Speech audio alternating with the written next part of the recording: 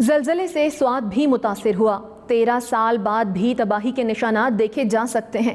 ایک متاثرہ high school کے بارے میں رپورٹ کر رہے ہیں شیریں زادہ۔ 2005 کے زلزلے سے سوات میں جہان زیب کالج، سنٹر جیل اور دیگر اہم املاک کو نقصان پہنچا۔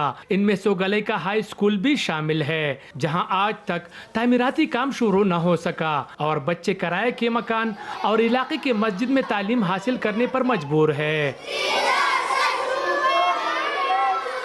ہمارا جو اسٹڈی ہے وہ بہت اچھا ہو رہا ہے، لیکن ہم کو ایک اسکول ہونا چاہیے۔ ہم ڈرتے ہیں کہ وہ جو اچانک زلزلے ہو جو تو ہم کیا عمر تھے، اس لیے حکومت سے ہم طلبہ کرتے ہیں کہ کوئی اسکول کو جلد از جلد بنائے۔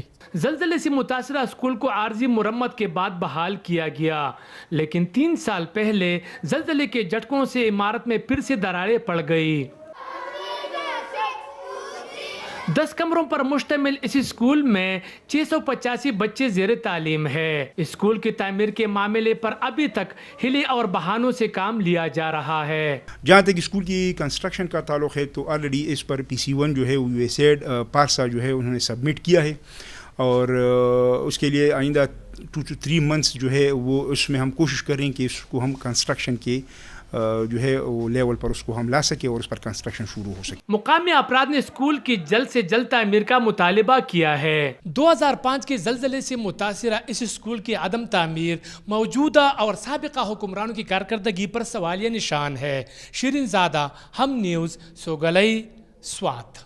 لاہور میں نون لیگ کے رہنما میڈیا سے گفتگو کر رہے ہیں۔ روزے کی بنیاد